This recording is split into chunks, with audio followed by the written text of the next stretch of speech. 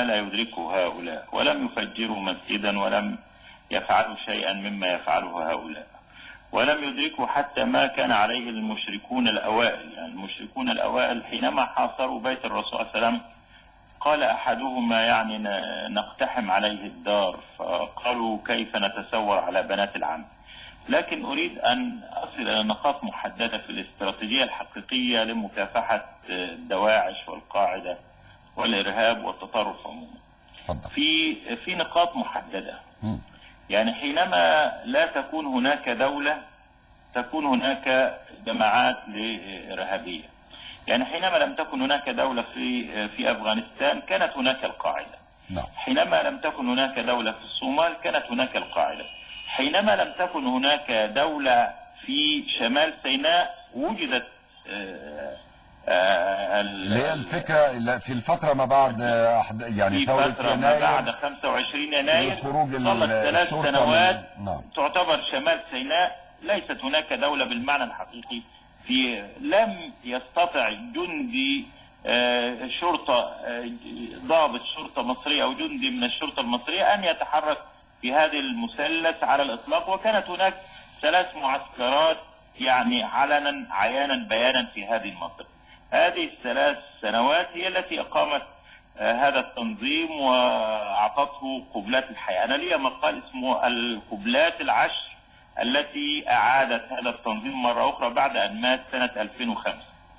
لن أعيد هذه القبلات لأن يعني الوقت في البرنامج طبعا لن يكتفي، لكن هذه القاعدة الأولى: حينما لا تكون هناك دولة ينشأ تنظيم إرهابي. حينما لا تقوم الدولة بوظيفتها أيضا ممكن ينشأ التنظيم الإرهابي. حينما القاعدة الثانية حينما تنشأ الجماعة ينشأ التنظيم. يعني لو واحد تطرف في نفسه ولا تكون هناك جماعة ممكن لا يكون هناك إرهاب. الجماعة أساس في عمل الإرهاب. يعني لو إني عبد الرحيم المسماري هذا تطرف في نفسه أو أفكار إرهابية، لا تكون هناك جماعة تلتقط وتوظف وتجند وتجهز له السلاح وتخطيط، ولا يكون هناك عماد عبد الحميد أبو حاتم وهشام عشماوي وغيره. هذه المنظومة كلها التي توفرها له الجماعة للقاعدة الثانية. الحاجة الثالثة حالة الصراع السياسي. إذا توفرت حالة صراع سياسي أو حربي، هذه الحالة من الصراع السياسي هي التي توفر البيئة المناخية الجيدة لحالة الإرهاب أو الفوضى أو ما لديه.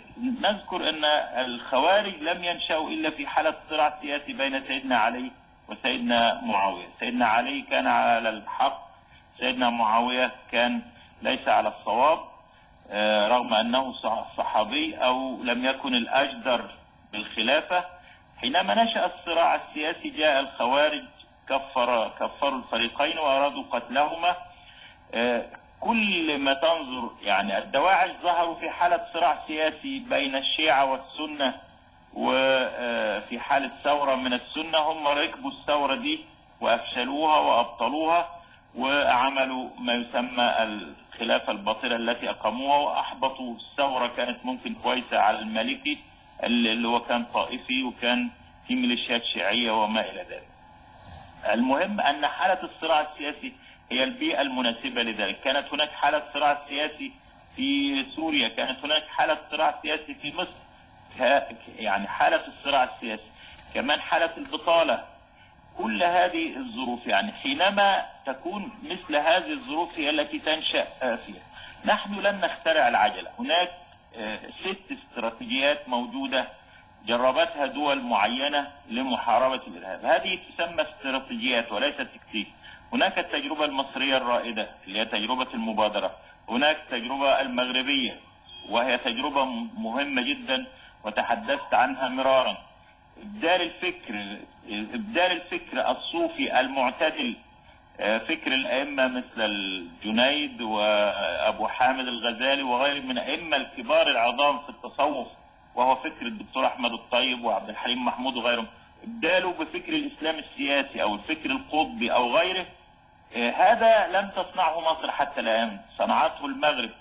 هذا مهم جدا. التجربة المغربية مهمة جدا، وإدخال الحركة الإسلامية المعتدلة والمسالمة في منظومة الدولة، بحيث إن هذه التجربة المغربية مهمة. التجربة التونسية لها إيجابيات، تجربة المناصحة السعودية، هناك 7 تجارب. التجربة الأردنية تغيير القيادة وإدخال هذه الحركة الإسلامية الكبيرة في منظومة الدولة.